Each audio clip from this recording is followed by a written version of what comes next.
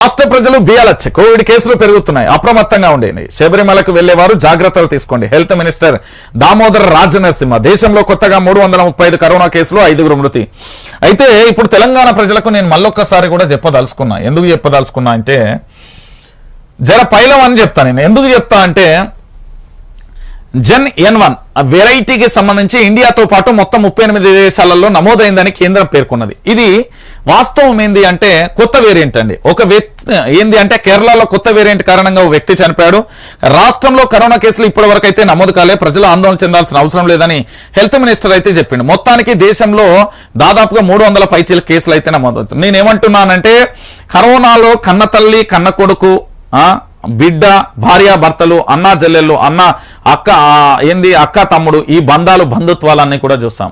మొదటి వేలో కరోనా వచ్చింది. నాకు మొదటి వే స్టార్టింగ్ ఎప్పుడు పూర్తి స్థాయిలో కూడా లాక్డౌన్, రేపు లాక్డౌన్ పడ్డ రోజే కరోనా అనేది వచ్చింది.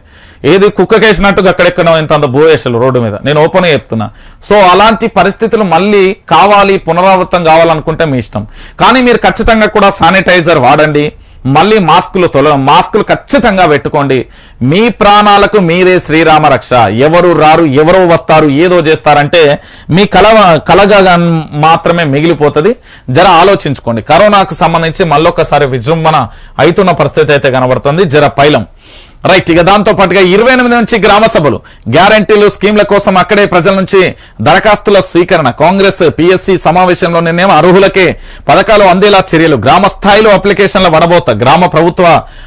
గత ప్రభుత్వ అక్రమాలను ప్రజలకు తెలియజెప్పేలా కార్యాచరణ. శాఖల వారీగా వైట్ పేపర్ల రిలీజ్ కు సంబంధించి ఏర్పాట్లు. RTI ఇప్పుడు దాదాపుగా నేను ఎన్ని ఎత్తానో తెలుసా? ఒక 100 దాకా ఉన్నాయి RTIలు. రేపు మాపు అన్ని పడితే చూద్దాం ఏ పాటిస్తారు వీళ్ళు. రాష్ట్రం నుంచి ఎంపీగా సోనియా పోటీ అంటూ కూడా మనం చూస్తాం. మొత్తానికి సోమవారం గాంధీ భవన్ లో జరిగిన PSC సమావేశంలో సీఎం రేవంత్, మాణిక్రావు ఠాక్రే, భట్టి, షబీర్ అలీ వీళ్ళందరికీ సంబంధించి కూడా పూర్తి స్థాయిలో సమావేశం అయితే జరిగింది. గ్రామ స్థాయిల నుంచి 28 నుంచి గ్రామ సభలు ఉంటాయట. ఆ గ్రామాల సభలకు సంబంధించి అక్కడి నుంచే వడబోత కార్యక్రమం, అక్కడి నుండే ప్రభుత్వానికి సంబంధించిన సంక్షేమ పథకాలు అందేలా అన్ని రకాలుగా కూడా చూస్తామంటూ కూడా చెప్తున్న పరిస్థితి అయితే కనబడుతుంది. ఇక మొత్తానికి ఏం జరుగుతుంది, ఏం కథ అనేది చూడాలి.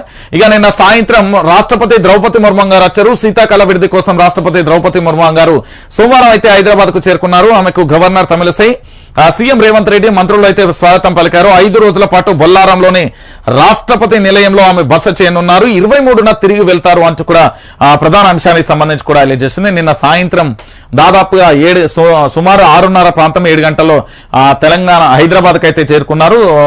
దానికి సంబంధించి వాళ్ళైతే స్వాగతం పలికిన పరిస్థితి కనబడుతుంది. ఇక మీ అందరికీ తెలుసు కదా, హీరో దావూద్పై విషప్రయోగం. Underworld don, India most wanted criminal Dawood Ibrahim పై విషప్రయోగం జరిగిందని ఆయన పాకిస్తాన్ కరాచీలోని ఓ ఆసుపత్రిలో చావు బతుకుల మధ్య ఉన్నాడనే ప్రచారం జరుగుతుంది. దావూద్ను ఒక్కడినే ఒక ఫ్లోర్ లో ఉంచి ట్రీట్మెంట్ అందిస్తున్నారంటూ కూడా సమాచారం అంటూ కూడా చూడొచ్చు. మొత్తానికి దావూద్ పై ఈ మధ్య కాలంలో ఏంది అంటే గతంలో రాజుల పరిపాలన అంటే కత్తులతో యుద్ధాలు చేసి గుర్రపు స్వారీలు చేసేవాళ్ళు. కానీ ఇప్పుడున్న పరిస్థితులలో ఏంది అంటే ఒకటే జరుగుతున్నాయి. ఏంది అంటే అయితే విష ప్రయోగాలు ఎక్కువ జరుగుతున్నాయి, లేకపోతే ఇంజెక్షన్స్ కానీ, మెడిసిన్ కానీ, లేకపోతే ఇతరత్ర ద్వారా ఎక్కువ ప్రయోగాలు కూడా జరుగుతున్న పరిస్థితి అయితే కనబడుతుంది. మీ అందరికీ తెలుసు టెక్నాలజీని ఎంత మంచిగా డెవలప్ అయితే అంతకు డబల్ చెడు కూడా రెడీ అవుతున్నది అనేది సైంటిస్టులు చెప్పారు. అది నేను చెప్పాల్సిన అవసరం కూడా లేదు. ఇక దాంతో పాటుగా తమిళనాడులో భారీ వర్షాలు అయితే కురుస్తున్నాయి. తమిళనాడుకు సంబంధించి శ్రీవైకుంఠం రైల్వే స్టేషన్ అయితే దాదాపు 800 మంది ప్రయాణికులు అక్కడ జల దిగ్బంధంలో నిన్న చిక్కుకుపోయారు. దాదాపుగా అక్కడ పరిస్థితి చాలా దారుణంగా ఉంది అని చెప్పడంలో ఎలాంటి డౌట్ లేదు.